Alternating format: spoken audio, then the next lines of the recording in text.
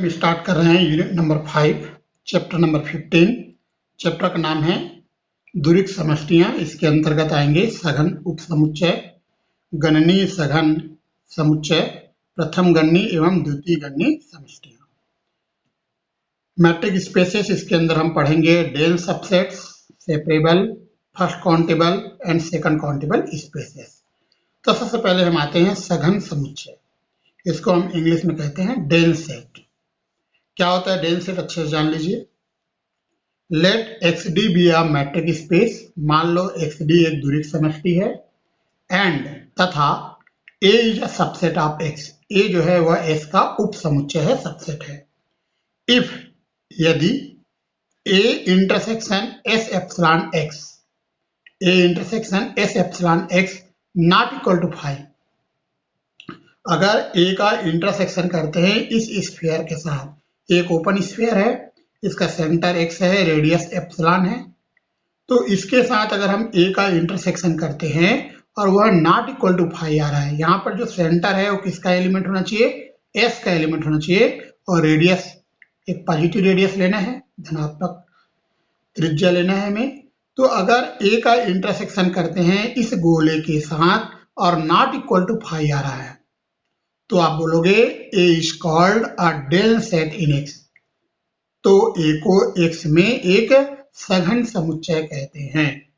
इसका एक और डेफिनेशन ये भी याद रखना, if A closure is equal to X, अगर ए का क्लोजर एस के इक्वल है then A is called a dense set in x.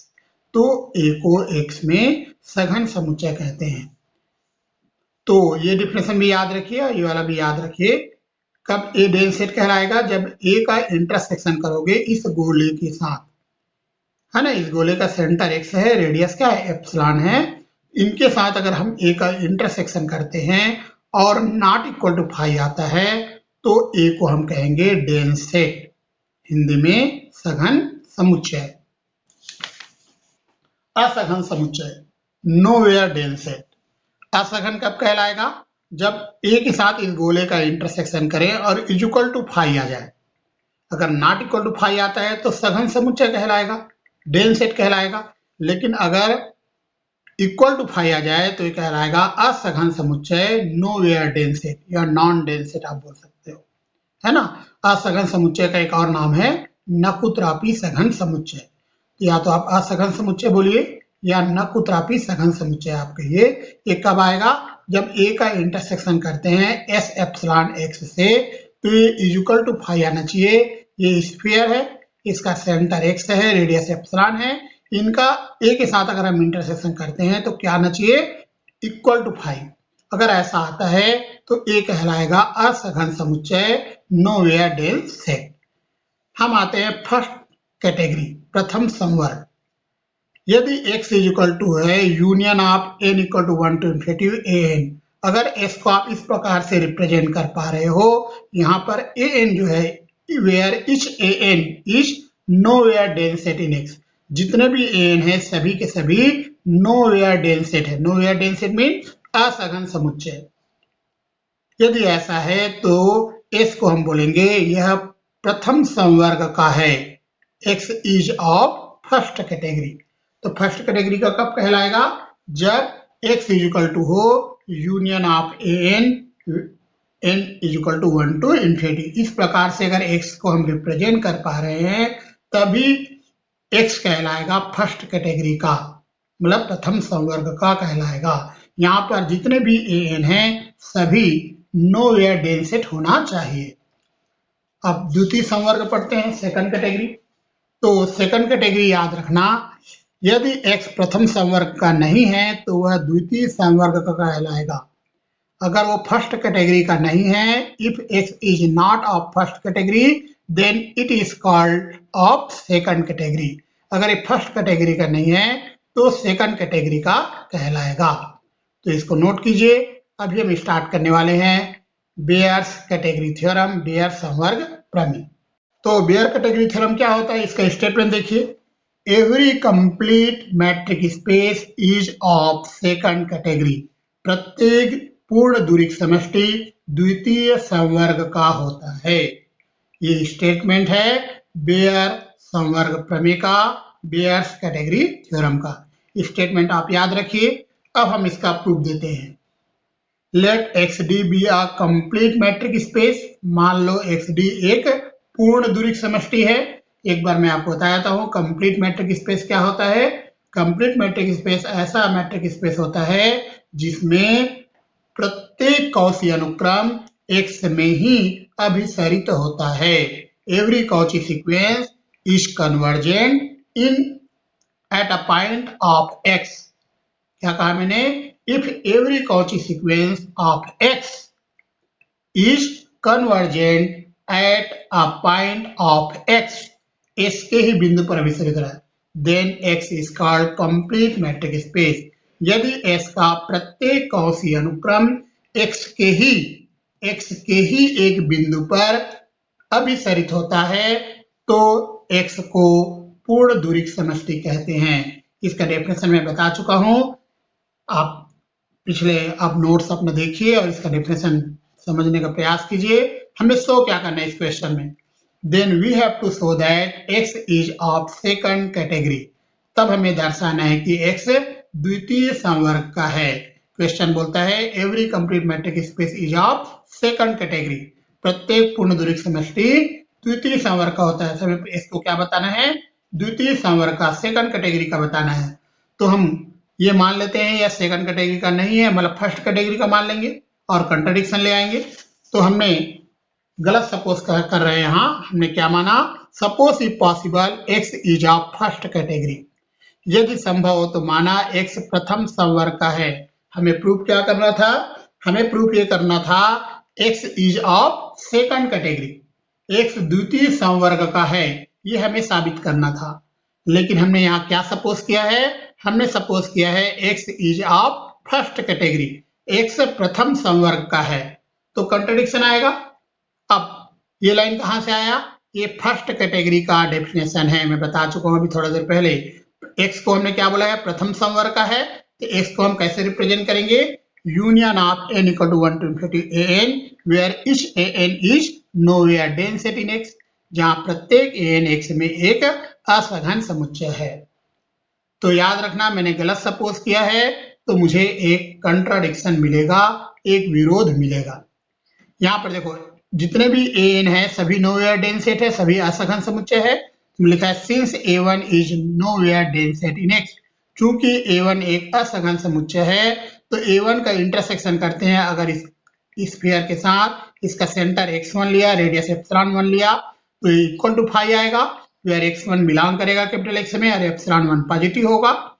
वैसे a2 भी नोवेयर डेंस सेट है, a2 का इंटरसेक्शन करते हैं इस स्फीयर के साथ, इसका सेंटर x2 है, रेडियस एप्सिलॉन 2 है, जहां पर x2 बिलोंग करता है कैपिटल X में और एप्सिलॉन 2 पॉजिटिव है, तो ये भी इक्वल टू फाई आएगा।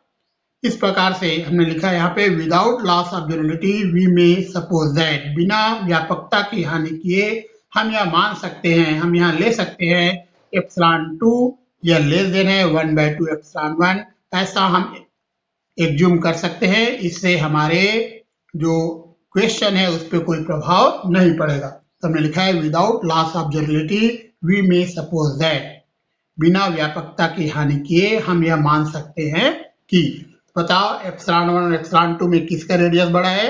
एप्सिलॉन 1 का रेडियस बड़ा है और एप्सिलॉन 2 का वैल्यू कम है, मतलब ये बड़ा स्फीयर बनेगा, इसका रेडियस ज्यादा है और इसका रेडियस कम है, तो इसका जो साइज होगा इसकी तुलना में छोटा होगा, है ना। अब A3 भी नोवेयर डेंस सेट है, since A3 is nowhere dense set, तो A3 का इंटरसेक्शन करते हैं S एप्सिलॉन S3, ये भी इक्वल टू फाई आएगा। यहाँ S3 बिलोंग करेगा X में और S3 को हमने मान लिया ये लेस देन इक्वल टू है 1/2 एप्सिलॉन 2। कंटिन्यूइंग दिस प्रोसेस, इस तरीके से आगे बढ़ने पर हम देखते हैं कि ये जो स्फीयर है ये छोटा होगा इस स्फीयर से। अगर इन दोनों का इंटरसेक्शन कर रहे हैं तो इक्वल टू फाई आ रहा है और एप्सिलॉन n छोटा है 1/2 एप्सिलॉन n-1 से, फॉर ऑल n के लिए जहां पे n बिलोंग करता है नेचुरल नंबर में। Clearly for any positive integer p, स्पष्ट है कि किसी धन पूर्णांक p के लिए अगर हम डिस्टेंस निकालते हैं xn प्लस p और xn का, तो एप्सिलॉन n से छोटा आएगा। क्यों छोटा आएगा? क्योंकि हम देख रहे हैं कि हम रेडियस को धीरे धीरे कम कर रहे हैं, और धीरे धीरे जब रेडियस कम करते जाएंगे तो xn प्लस पी और xn का जो डिस्टेंस है बहुत कम हो जाएगा। तो हम ले लेते हैं कि इसका जो डिस्टेंस है वो किससे लेस देन है, एप्सिलॉन एन से लेस देन है। और ये हमें ये बता रहा है कि हमारा जो सीक्वेंस xn है वो क्या है, कौन सी सीक्वेंस है x में। यह दर्शाता है कि xn x में कौन सी अनुक्रम है। तो एक बार मैं फिर से रिपीट करता हूं। देखो ये जो गोला है और ये गोला में ये गोला छोटा होगा, तो मैं इसके पहले भी बता चुका हूं, एक बार और बताया था। देखो इन दोनों स्फीयर में देखिए किसका रेडियस बड़ा है, एप्सिलॉन 1 बड़ा है ना, एप्सिलॉन 2 छोटा है। ये जो स्फीयर है इस स्फीयर के अंदर आएगा, मतलब एस एप्सिलॉन 2 वाला जो है एप्सिलॉन 1 के अंदर आएगा। यहाँ पर एस एप्सिलॉन एन जो है एस एप्सिलॉन एन माइनस 1 के अंदर आएगा। ये सबसेट होगा इसका।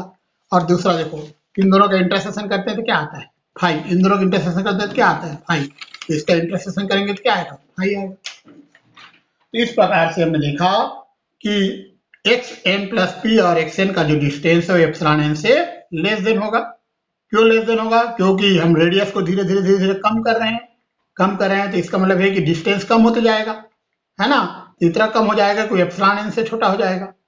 तो ये बन गया कौन सी सीक्वेंस, क्या बन गया, ये कौन सी अनुक्रम। अब हमने क्या कहा है, x को कंप्लीट मैट्रिक स्पेस, s को पूर्ण दूरिक समष्टि कहा है। तो x जब पूर्ण दूरिक समष्टि है तो ये कौन सी जो सीक्वेंस है, कौन सी सीक्वेंस है, ये कहाँ कन्वर्ज होगा, x के ही एक बिंदु पर कन्वर्ज होगा। लिखा है therefore the Cauchy sequence xn is convergent to a point x in x। मतलब हमारा जो xn का लिमिट x आएगा, x बिलोंग करेगा कैपिटल X में, है ना। तो इसका मतलब यहाँ पे देखो आपने क्या कहा था, distance of xn plus P, xn less than क्या बोला था, एप्सिलॉन। डिस्टेंस को हम मॉड से दर्शाते हैं, limit taking limit p tending to infinity. तो p टेंडिंग टू इन्फिनिटी ले लिए। अब बताओ यहाँ पर xn में जब लिमिट लगाते हैं n टेंडिंग इन्फिनिटी तो क्या आता है x, यहाँ p में लिमिट लगा रहे हैं p टेंडिंग टू इन्फिनिटी तो भी x ही आएगा। जो लिमिट जो होता है वो यूनिक होता है, एक और केवल एक होता है ना। तो इसमें अगर लिमिट लगाता है x आता है, इसमें भी लिमिट लगाएंगे क्योंकि यहाँ पे n टेंडिंग टू इन्फिनिटी, यहाँ p टेंडिंग टू इन्फिनिटी, ये भी x आएगा। तो इसमें जब लिमिट लगाएंगे तो ये x बन जाएगा। तो ये आ जाएगा distance between x and xn। x और xn का डिस्टेंस किससे लेस देन है, एप्सिलॉन n से। ये इसको ऐसे लिख सकते हैं। तो x कहाँ बिलोंग करेगा, इस गोले के अंदर बिलोंग करेगा। इसका सेंटर xn है, रेडियस एप्सिलॉन n है। अब x कहाँ से आया था, कैपिटल X में बिलोंग करता था बोला हमने, है ना। अब x इक्वल टू हमने क्या लिखा था, यूनियन ऑफ n। तो x बिलोंग करेगा यूनियन ऑफ n में। तो x से कोई ना कोई an में जरूर बिलोंग करेगा, इस यूनियन में मतलब कोई ना कोई an में जरूर बिलोंग करेगा। अब x इसके अंदर भी बिलोंग कर रहा है, इसके अंदर भी बिलोंग कर रहा है, दोनों के अंदर x है। तो दोनों के इंटरसेक्शन में x चला गया, यहाँ भी है यहाँ भी है। तो an intersection s epsilon n xn, इन दोनों का जो इंटरसेक्शन है वो क्या आ गया, नॉट इक्वल टू फाई आ गया, क्योंकि यहाँ एक पॉइंट बिलोंग कर रहा है। तो ये नॉट इक्वल टू फाई आ गया। दिस इज अ कंट्राडिक्शन, क्योंकि ये इक्वल टू फाई था, यह एक विरोध है। तो कंट्राडिक्शन क्यों आया, क्योंकि हमने गलत सपोज किया था। तो हम क्या लिखेंगे, स्पष्ट है कि x द्वितीय समवर्ग का है, clearly x is of second category. हम आपको पढ़ाने वाले हैं सामीप्य। सामीप्य को इंग्लिश में क्या कहते हैं, नेबरहुड, एनबीडी, शॉर्टकट में एनबीडी लिखेंगे। क्या होता है सामीप्य, देखिए मान लो ये हमारा मैट्रिक स्पेस है, इसे हमने कहा मैट्रिक स्पेस x, और ये कोई पॉइंट है इसके अंदर, और ये सबसेट है, इस सबसेट को मैंने नाम दे दिया n। तो n is a subset of x is a metric space, and small x is a point in capital X। हम बोल रहे हैं n is said to be a neighborhood of x if n को x का सामीप्य कहते हैं। यदि, कब कहेंगे, जब x बिलोंग करता है s एप्सिलॉन x में और ये सबसेट है n का। मतलब याद रखना, x और n के बीच में एक ओपन स्फीयर आ जाए तब n कहलाएगा नेबरहुड। जैसे यहाँ पर ये x है, तो यहाँ एक ओपन स्फीयर है, स्मॉल रेडियस एप्सिलॉन रेडियस लेकर हम एक ओपन स्फीयर बनाएंगे। ये ओपन स्फीयर से बाउंड्री नहीं रहेगा, ये है s एप्सिलॉन x। ये जो ओपन स्फीयर है ये किसके अंदर आ जाए, एन के अंदर, तब एन कहलाएगा नेबरहुड, हिंदी में कहते हैं सामीप्य। याद रखिए इसको। Local base at a point, एक बिंदु पर स्थानीय आधार।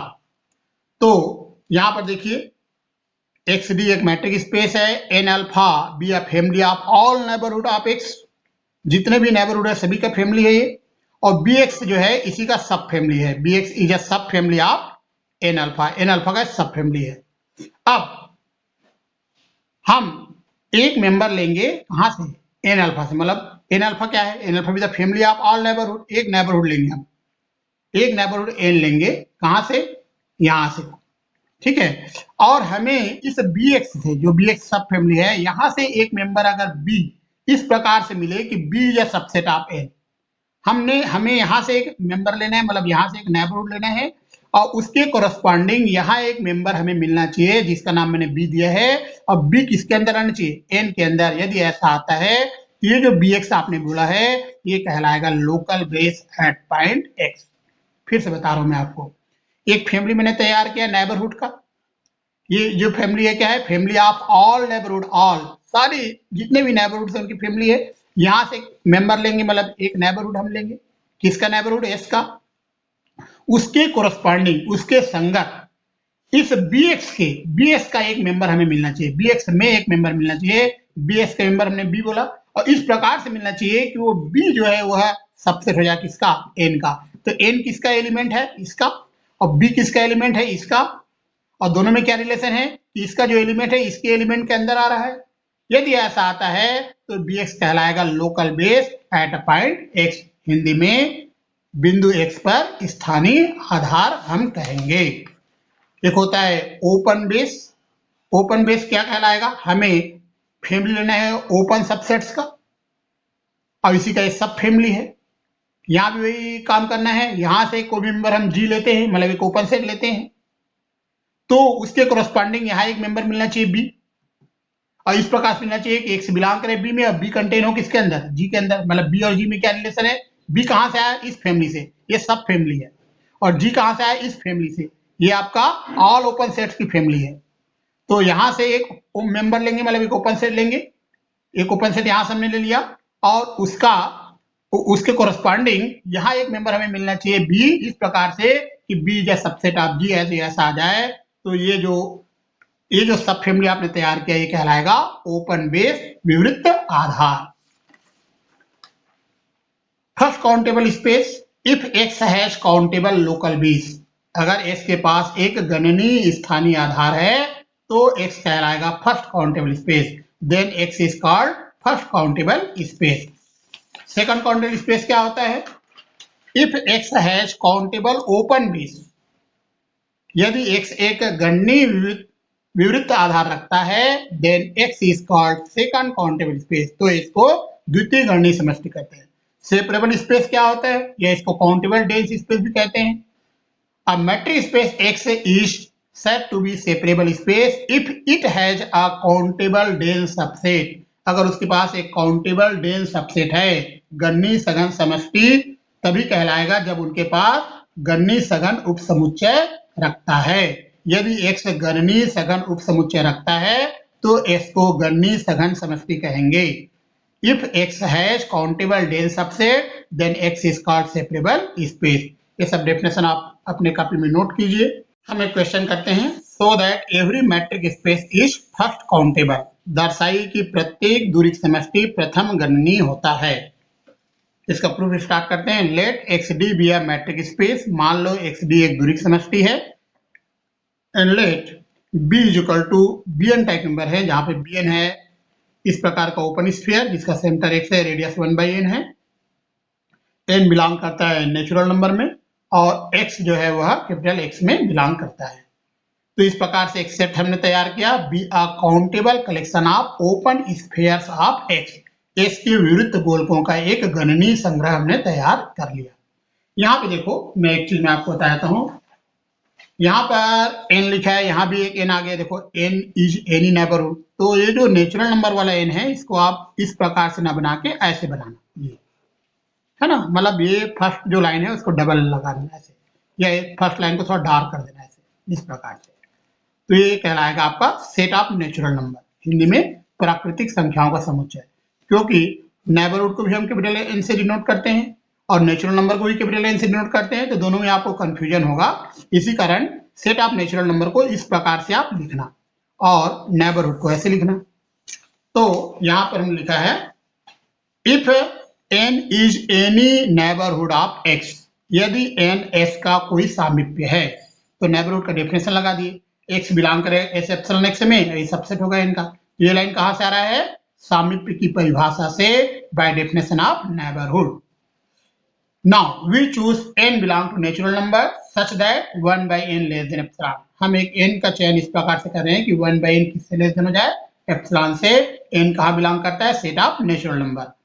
अब हम n belong to set of natural number का चयन इस प्रकार करते हैं कि 1 by n less than epsilon, मतलब एक प्राकृतिक संख्या का चयन हम इस प्रकार से कर रहे हैं कि 1 by n छोटा हो जाए किसे? एप्सिलॉन से। अब बताइए 1 by n और एप्सिलॉन में क्या रिलेशन है? एप्सिलॉन बड़ा है, इसका रेडियस बड़ा होगा, इसका रेडियस छोटा होगा, तो ये वाला जो है इसके अंदर कंटेन होगा, मतलब s 1 by n x यह सबसेट होगा किसका? s एप्सिलॉन s का, क्योंकि एप्सिलॉन बड़ा है और 1 by n छोटा है और दोनों का सेंटर सेम है, तो ये जो गोला है इस गोले से बड़ा होगा ये वाला गोला, तो ये इसके अंदर आ गया। अब इसको हमने क्या नाम दिया है?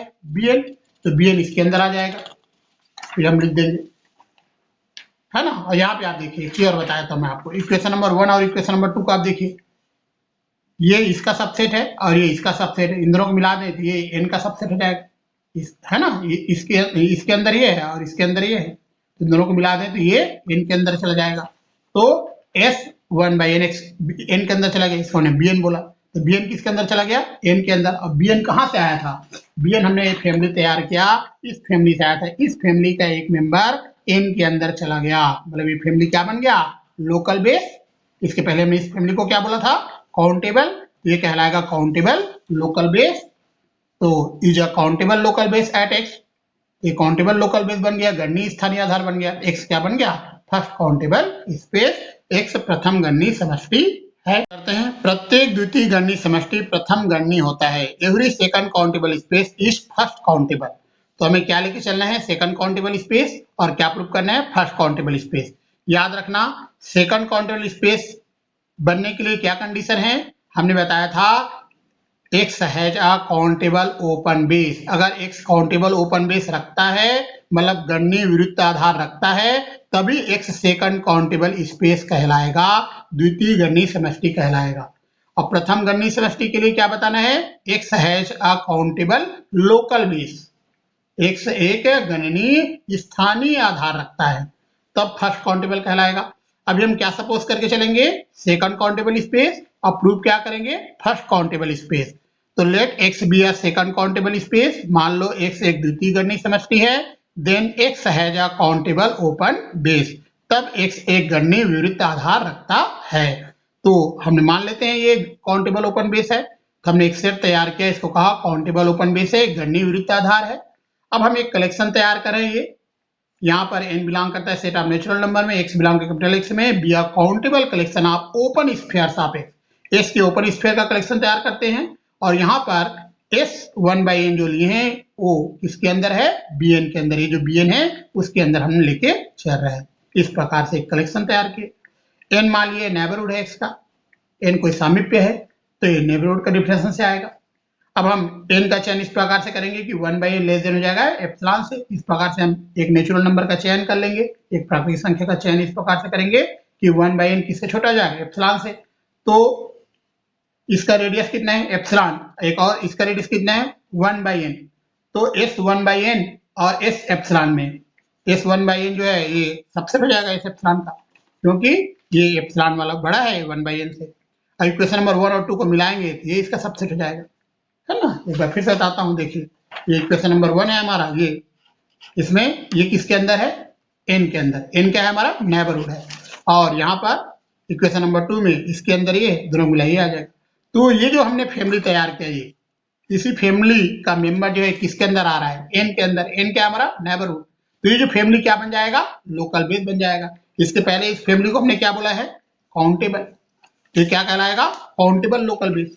जब ये काउंटेबल लोकल बेस बन गया, गणनीय स्थानीय आधार बन गया, तो हमारा स्पेस क्या कहलाएगा? फर्स्ट काउंटेबल स्पेस, प्रथम गणनीय समष्टि। आज हम एक क्वेश्चन करते हैं। एक दूरिक समष्टि गणनीय सघन होती है यदि और केवल यदि यह द्वितीय गणनीय है। A metric space is countable dense space if and only if it is second countable. Question ऐसा भी आ सकता है, A metric space is separable if and only if it is second countable. मतलब काउंटेबल डेंस स्पेस को हम separable space भी कहते हैं। सेपरेबल को हिंदी में कहते हैं विभेदनीय। एक दूरिक समष्टि विभेदनीय है यदि और केवल यदि यह द्वितीय गणनीय है। तो यहाँ पर इस क्वेश्चन में आप देखिए, एक बार हमें हमारा जो मैट्रिक स्पेस है उसको क्या मान के चलना है? सेकंड नहीं, काउंटेबल डेंस स्पेस, और क्या प्रूव करना है? Second countable. फिर इसका कन्वर्स पार्ट भी करना है। क्वेश्चन ऐसे भी आ सकता है, every countable dense space is second countable, या every separable space is second countable. प्रत्येक गणनीय सघन समष्टि द्वितीय गणनीय होता है, या प्रत्येक विभेदनीय समष्टि द्वितीय गणनीय होता है। ऐसे भी क्वेश्चन आ सकता है, प्रत्येक द्वितीय गणनीय समष्टि गणनीय सघन समष्टि होता है। Every second countable space is countable dense space. तो क्वेश्चन अगर ये पूछे या ये पूछे या ये पूछे, इस क्वेश्चन में क्या करना है आपको काउंटेबल डेंस स्पेस लेकर चलना है और सेकंड काउंटेबल प्रूव करना है। इस क्वेश्चन में सेकंड काउंटेबल लेके चलना है और काउंटेबल डेंस स्पेस प्रूव करना है। इस क्वेश्चन में एक बार आपको काउंटेबल डेंस स्पेस लेके चलना है, सेकंड काउंटेबल प्रूव करना है, फिर सेकंड काउंटेबल लेके चलना है और काउंटेबल डेंस स्पेस प्रूव करना है। तो क्वेश्चन ऐसा है, ऐसा है, ऐसा है, आपको सभी तरह से तैयार रहना है। तो इस क्वेश्चन को करने के पहले हमें ये जानना जरूरी है कि सेकंड काउंटेबल स्पेस का क्या डेफिनेशन है और काउंटेबल डेंस स्पेस, जिसको हम सेपरेबल स्पेस भी कहते हैं, इसका क्या डेफिनेशन है। तो चलिए स्टार्ट करते हैं। Definition of second countable space, द्वितीय गणनीय समष्टि। If X has a countable open base, यदि x एक काउंटेबल ओपन बेस रखता है, then x is called second countable space. यदि x एक गणनीय विवृत्त आधार रखता है तो s को द्वितीय गणनीय समष्टि कहते हैं। तो s सेकंड काउंटेबल कब कहलाएगा? जब s के पास क्या होना चाहिए? Countable open base. s के पास एक गणनीय विवृत्त आधार अगर है तभी x जो है सेकंड काउंटेबल कहलाएगा, द्वितीय गणनीय समष्टि कहलाएगा। काउंटेबल डेंस स्पेस क्या होता है? काउंटेबल डेंस स्पेस का दूसरा नाम है सेपरेबल स्पेस। आप ये बोलो या ये बोलो, दोनों का मतलब सेम है ना। हिंदी में गणनीय सघन समष्टि भी कहते हैं या विभेदनीय समष्टि। तो इन दोनों में से कोई भी एक नाम से आप इसको जान सकते हो। तो इसका क्या डेफिनेशन है देखते हैं। If X has a countable dense subset, if X has a countable dense subset, x के पास क्या होना चाहिए? काउंटेबल डेंस सबसेट होना चाहिए। Then X is called a countable dense space. यदि x एक गणनीय सघन उपसमुच्चय रखता है, क्या रखता है? x एक गणनीय सघन उपसमुच्चय रखता है तो s को गणनीय सघन समष्टि या विभेदनीय समष्टि कहते हैं। तो ये कुछ डेफिनेशन है, आपको याद रखना है। सेकंड काउंटेबल स्पेस के लिए मैंने क्या बताया कि वो क्या रखना चाहिए? Countable open base. यदि s के पास काउंटेबल ओपन बेस है तो x सेकंड काउंटेबल स्पेस कहलाएगा। यदि s के पास एक काउंटेबल डेंस सबसेट है, ऐसा सबसेट है जो काउंटेबल भी है और डेंस भी है, तो काउंटेबल डेंस सबसेट है तो x कहलाएगा काउंटेबल डेंस स्पेस या सेपरेबल स्पेस। तो ये डेफिनेशंस आपको याद रखने हैं। अब हम इसका प्रूफ स्टार्ट करेंगे। तो यहाँ मैंने हेडिंग डाला to prove that every second countable space is countable dense space. इसी को हम बोलते हैं सेपरेबल स्पेस।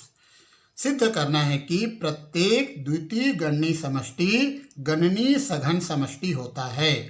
तो हमें क्या लेके चलना है? सेकंड काउंटेबल स्पेस लेके चलना है और प्रूव क्या करना है? Countable dense space. मतलब द्वितीय गणनीय समष्टि मान के चलना है और गणनीय सघन समष्टि हमें प्रूव करना है। तो स्टार्ट करते हैं। Let X be a second countable space. मान लो एक्स एक द्वितीय गणनीय समष्टि है। Then X has a countable open base. तब एक्स एक गणनीय विवृत्त आधार रखता है। क्यों रखता है? क्योंकि एक्स को हमने क्या कहा है? सेकंड काउंटेबल स्पेस, द्वितीय गणनीय समष्टि। और द्वितीय गणनीय समष्टि का परिभाषा ये है कि x के पास क्या होगा? गणनीय विवृत्त आधार होगा। तो x को हमने सेकंड काउंटेबल स्पेस माना, इसी कारण में लिखा है then x has a countable open base. तो ये काउंटेबल ओपन बेस ले लेते हैं। बी में बी एन टाइप नंबर है, जहाँ पे n बिलोंग करते हैं नेचुरल नंबर में। और ये जो b है, B a countable open base for x। ये जो b है यह s के लिए एक गणनीय विवृत्त आधार है। तो हमने ये मान लिया कि गणनीय विवृत्त आधार होगा x के पास। क्यों? क्योंकि x क्या है? सेकंड काउंटेबल स्पेस है, द्वितीय गणनीय समष्टि है। अब हमें s को क्या बताना है? काउंटेबल डेंस स्पेस, मतलब गणनीय सघन समष्टि। तो हमें क्या साबित करना पड़ेगा? हमें बताना पड़ेगा x has a countable dense subset. मतलब हमें एक सबसेट की तलाश होगी जो काउंटेबल भी होगा और डेंस भी होगा। तो हम क्या करेंगे? जितने भी bn हैं, बी के अंदर बहुत सारे bn हैं, b1 है, b2 है, b3 है, b4 है, क्योंकि n बिलोंग करता है सेट ऑफ नेचुरल नंबर में। तो जितने भी bn हैं सभी से एक एक पॉइंट लेंगे। मतलब b1 से एक पॉइंट x1 ले लेंगे, b2 से एक पॉइंट x2 ले लेंगे, इस प्रकार से bn से एक पॉइंट xn लेंगे और एक सबसेट a हम निर्मित करेंगे। इस प्रकार से देखिए, हम प्रत्येक bn से एक अवयव xn का चयन करते हैं तथा एक उप समुच्चय A इस प्रकार निर्मित करते हैं कि A बराबर xn है। xn कहाँ से लिया गया? bn से, और n बिलोंग करता है सेट ऑफ नेचुरल नंबर में। We choose an element xn from each bn and form a subset A such that, इस प्रकार से एक सबसेट A बनाया। अब देखो यहाँ पर n कहाँ बिलोंग करता है? सेट ऑफ नेचुरल नंबर में, है ना। तो सेट ऑफ नेचुरल नंबर तो काउंटेबल होता है, तो हमारा कैपिटल A क्या है? काउंटेबल है, मतलब गणनीय है। अब हमने क्लेम कर दिया A is dense in x, A x में सघन है। A को हम क्या बताना चाहते हैं? डेंस सबसेट बताना चाहते हैं। डेंस बताना चाहते हैं कहाँ? x में। ये कैसे बताएंगे? हमें क्या करना होगा? x में एक ओपन सेट G लेना पड़ेगा। G क्या लेना पड़ेगा? Open set. कहाँ? x में। और ये बताना होगा A और G का जब इंटरसेक्शन करते हैं, A इंटरसेक्शन G, वो नॉट इक्वल टू फाई आता है। तो A इंटरसेक्शन G अगर नॉट इक्वल टू फाई आ जाए तो A क्या कहलाएगा? डेंस कहलाएगा। तो हमने लिखा है, मान लो G x में कोई विवृत्त समुच्चय है, let G be any open set in x। Since ये जो B है इसको आपने क्या कहा था? ओपन बेस कहा था। तो ओपन बेस का डेफिनेशन आप देखिए। ओपन बेस को हिंदी में कहते हैं विवृत्त आधार। तो विवृत्त आधार की परिभाषा ये कहता है कि इसका एक एलिमेंट G के अंदर कंटेन होगा, मतलब bn कंटेन होगा G के अंदर। और bn कहाँ से आएगा? कैपिटल B से। कैपिटल B क्या है आपका? ओपन बेस है, विवृत्त आधार है। तो ओपन बेस के डेफिनेशन से आ रहा है। ओपन बेस की परिभाषा कहता है कि हमारा इस जो बेस आप बोल रहे हो ओपन बेस, यहाँ से एक कम से कम एक एलिमेंट ऐसा होगा जो इस G के अंदर समाहित होगा, मतलब G के अंदर कंटेन्ड होगा। तो लिखा है thus there is an element bn in B such that bn is contained in G। अतः B में एक अवयव bn इस प्रकार है कि bn किसके अंदर चला गया? G के अंदर चला गया। अब बताओ xn कहाँ बिलोंग करता है? bn में। और bn कहाँ कंटेन है? G के अंदर। तो xn bn के अंदर है, bn G के अंदर है, तो xn चला गया G के अंदर। इसके पहले xn कहाँ था?